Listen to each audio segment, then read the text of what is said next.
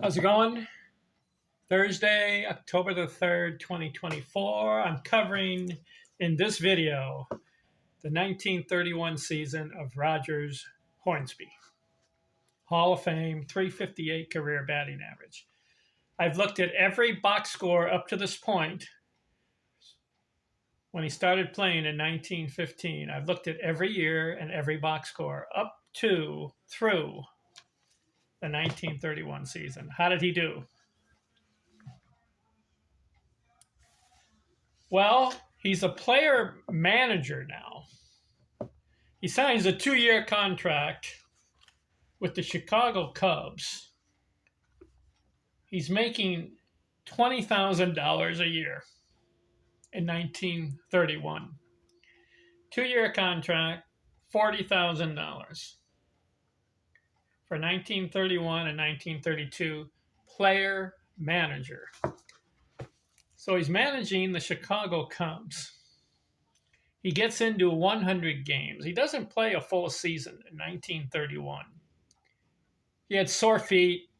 He's coming off that broken leg from the 1930 season. He couldn't run as fast. And so as a result, in a lot of games, he took himself out in the later innings. And a lot of games, he missed 54 games. Played 100. 357 at-bats, 64 runs scored, 118 hits, 37 doubles in 100 games. 1 triple, 16 homers. He had 90 RBIs in 100 games. If he plays 120, 130, he's got 100 RBIs. So that was profitable as far as RBIs. 1 stolen base, 56 walks. He bats .331. 118 hits, 357 at-bats, gives him .331 batting average. This continues a string here. He started his career in 1915. His first year, batted .246. So then he had a couple of 300s. 1918, he batted .281. But from 1919 until now, he's been over 300. So that's 1, 2, 3, 4, 5, 6, 7, 8, 9, 10, 11, 12. His 13th season in a row over 300. And if you've been following the videos that I've been doing, he has 3 400 batting seasons. And he has 4 more seasons, 380 or better. So 7 seasons over 380 batting average. And like I said, this will be his 13th in a row, 300 or better, and it's 15th collectively seasons of 300 or better. So he bats .331, 421 on base, 574 slugging, 205 total bases.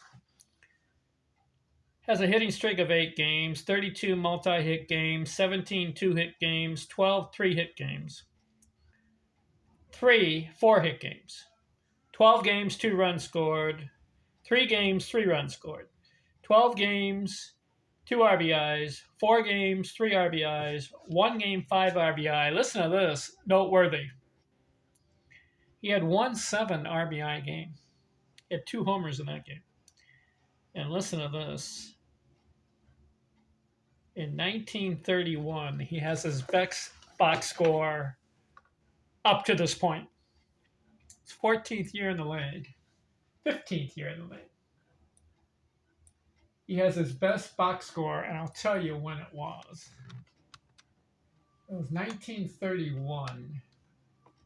April 24th, 1931, Rogers Hornsby, box score, 5 at-bats, 3 runs scored, 4 hits, okay, 8 RBIs, 5.348. He had 3 homers and a single in the game.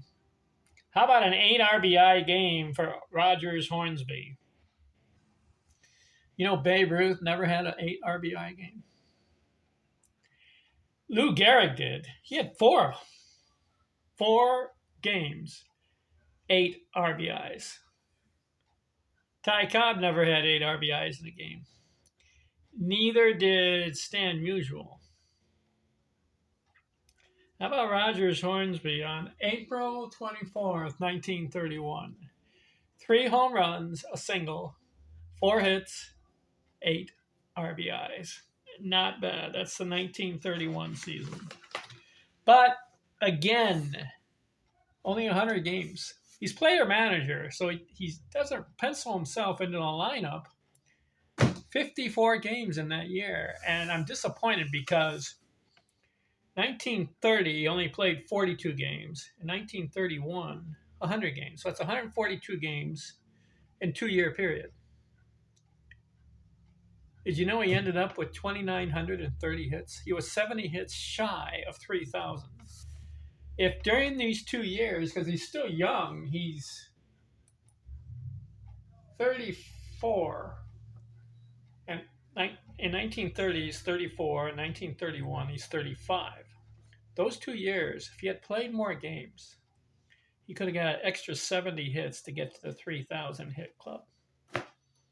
He ends up with 2,930 career hits. I'm really disappointed in that. 3,000 is a magic number. Would you not agree?